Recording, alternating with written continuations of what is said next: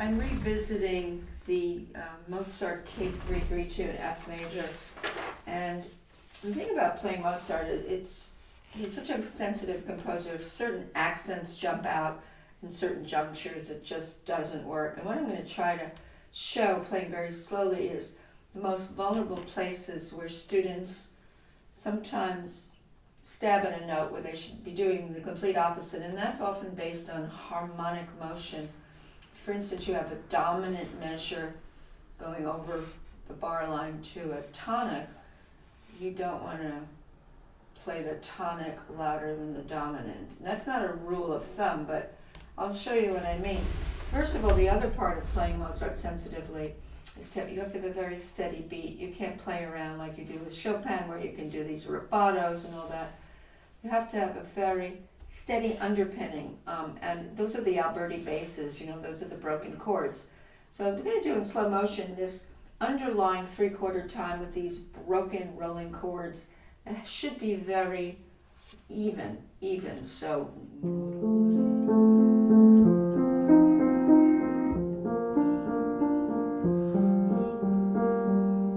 it's hard to do without anything jumping out. Now basically, harmonic outline is you have the tonic F major, you have a seventh put on the tonic, which will pull it toward the subdominant, or the B flat major chord, which is the 4 chord, and then it goes to a dominant over a tonic bottom, a little clash. You can hear the clash of the F and the G. The F doesn't belong to the dominant, and then he resolves it down. You have to be aware of what you're doing with that. Now, the basic strand for me is very even, very rolling, and resolving at the end to the tonic. So now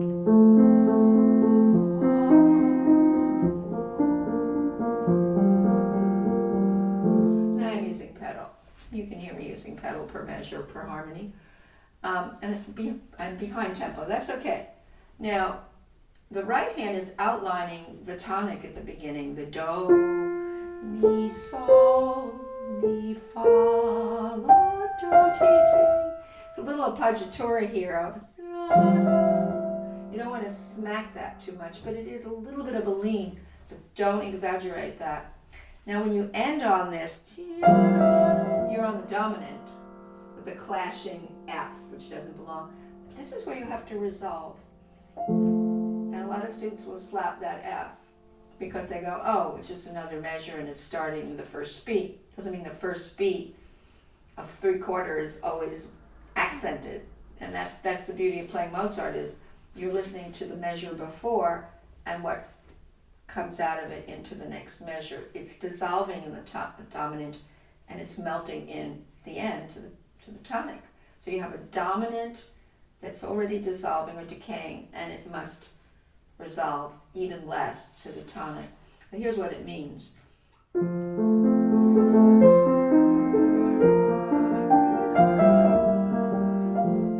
See, I dipped it. Now what he does here is very interesting. The right hand is going to talk to the left hand back and forth. So the right hand is going to go, remember you resolve this note, you didn't slap this note. And what comes out for me, it's like an agogic note. The dotted quarter C is surrounded by quicker note values, so it automatically comes out. So now this hand takes that out. And make sure it's not necessarily that you play it louder, but you perhaps still slightly delay it. So sometimes it's more subtle than, oh, it's an agogic note, that means you poke it. It may mean that you just are aware that it's a little swell on that middle note. This is a tricky measure because on top of that, it's almost hides this counterpoint that's an imitation of what you heard, is this alto trill, which is tricky for a lot of people, including me. So you may want to do the G a little louder so that you can, I put my soft pedal down, I cheated, because this piano is going to jump out. On my Steinway, even worse. So I play little games with, okay, I go then, because I still want to hear the G. That's a more important note than this alto voice below it. So you can see why Mozart, if you just fall down too hard on things, you disturb this sweetness of this opening, because it's very sweet, the opening. So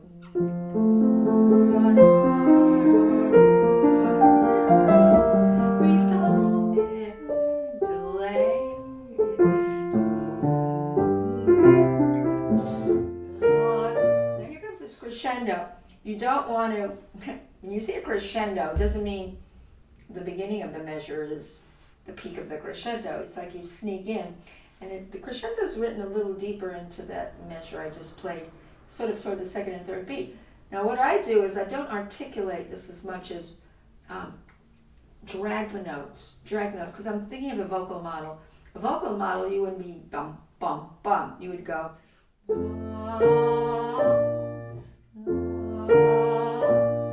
now this note we could be tempted to blast. That doesn't work for me. Sometimes you have an overall crescendo, but you dip certain notes within the crescendo and go toward the notes that are the meat of the crescendo. For me, it's this. I'll go slowly. Not yet. Now it's coming. Da-dum, dum-bum. So I didn't really do the crescendo on that downbeat of that second D, because it wouldn't make sense. It would be unmusical. I actually rolled into the crescendo after I played the second D. So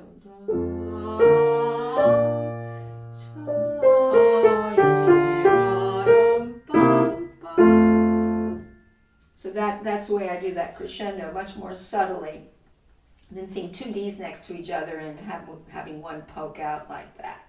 So you're really dragging the crescendo a little bit, at least for me. Now you do want a pretty firm cadence though, because this is theme 1. Part of theme 1 is what I've played. Because now the second theme is completely soft and it's a different rhythm. So it's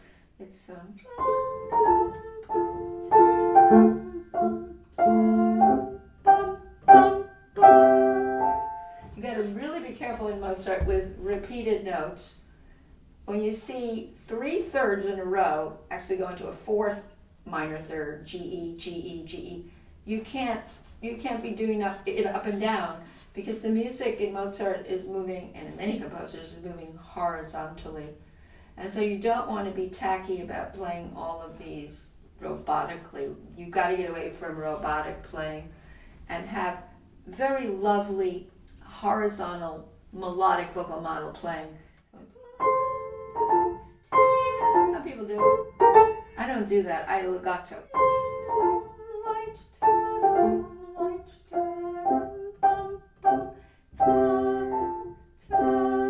Lean less. Doesn't have to be a smacky accent there. It doesn't.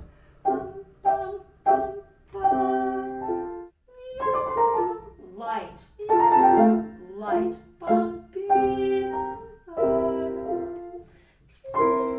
I am leaning less now.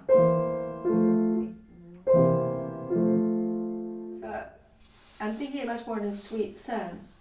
Now when you have these 3 Fs in all of these places, lighten the second beat as light.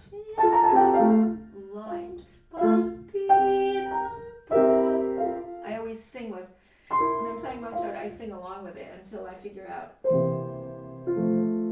Now this is a surprise. This is going to like Sturm und Drang, the Sturm und Drang, the Storm and Stress. This suddenly, and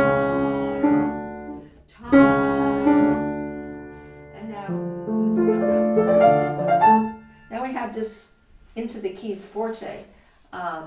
You want to I drag these.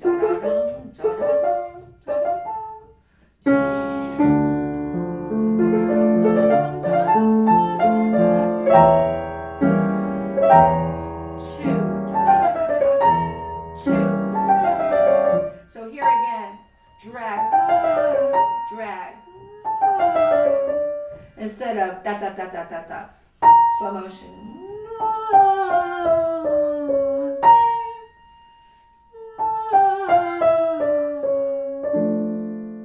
that's more of my the way I play Mozart.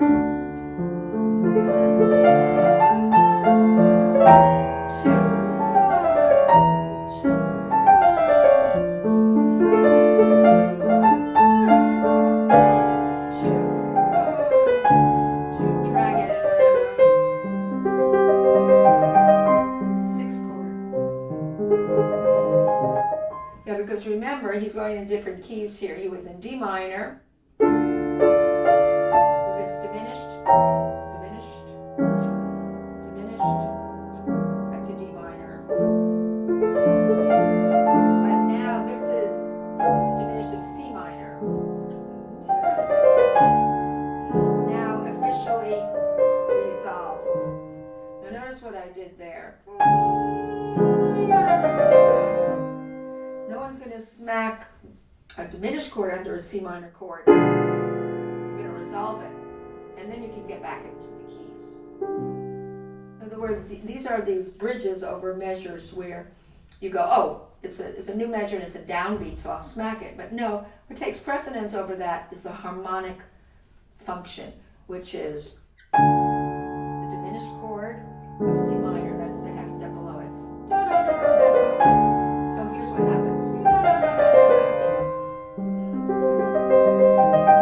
And you can get back into your forte. But by no means do you want to slam what would be the resolution from the previous measure. So always listen to what comes before to help you know what comes after.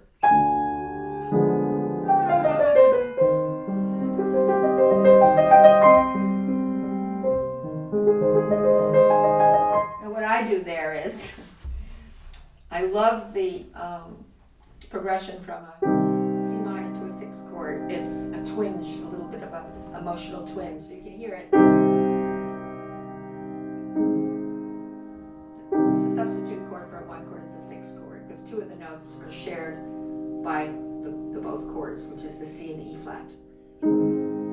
So most people would keep hammering away at, because it seems like the storm in the drawing section, the storm and stress, but I respond to the sixth chord in a different way. I slightly lighten it. Again, harmony is helping me understand what's going on here. So, slow motion. Resolve. Sixth chord. Now I get back in for this.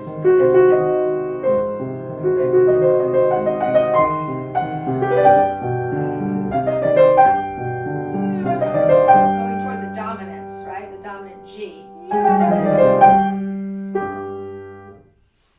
Now, that's the dominant, and suddenly we go to a theme 3, which is very light, and it came out of the dominant, so it's going to just trickle into.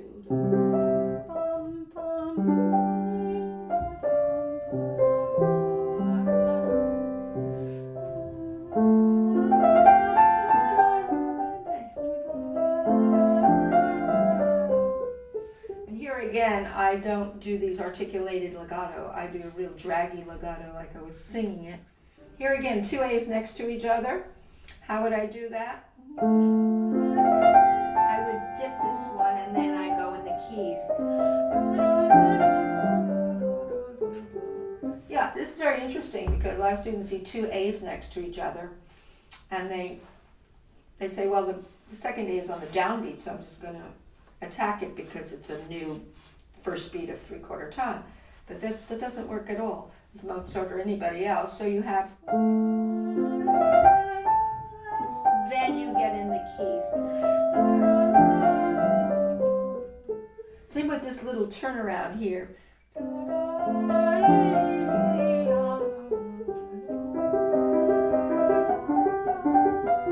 Here I kind of, there's a little bit of pedal on each one. Here again. Resolve it. Then get in the keys and make a little swell to here and less. Boy, this is proving the point. You have these A's next to each other again. It says crescendo, but you're not going to go, that makes no sense. You do the crescendo after you've done this little dip in the second A.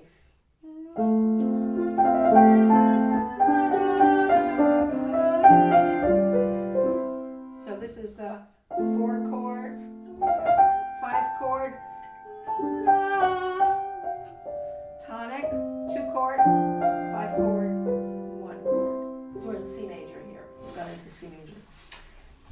So that's the new way to nuance the phrase a little bit, so you don't get this these accents that don't belong and harmonically create interruptions in the line. It interferes. So.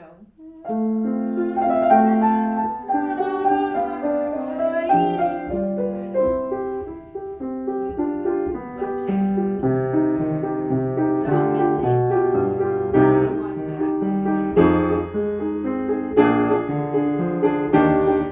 Now I've heard pianists suddenly play this very, not that they play it choppy, but they dry it up like this. I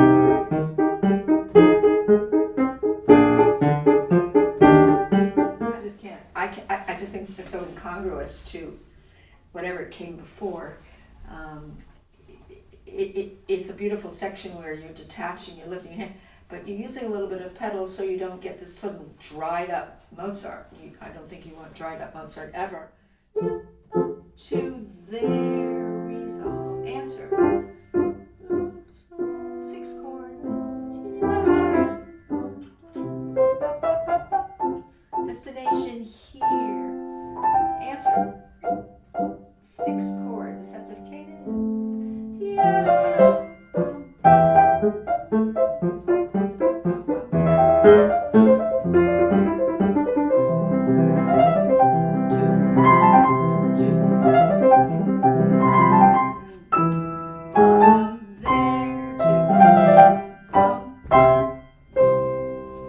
Sometimes when I hear these accents coming through where I don't want them, I do my little experimentation with let's see if I dip that accent if it works better for the phrasing. Now there's other places here where you have this. A lot of students will do this. That doesn't make sense. You have to have a destination and you have to have these pairs of notes, eighths leading to the destination, and they have to have a gradation toward the cadence, the end of the phrase. So in this case, you have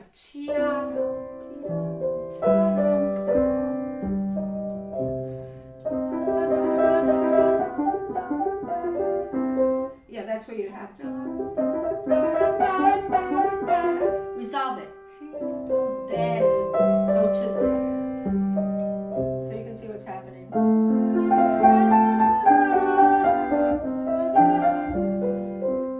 Yeah, it's just very interesting how you turn these phrases.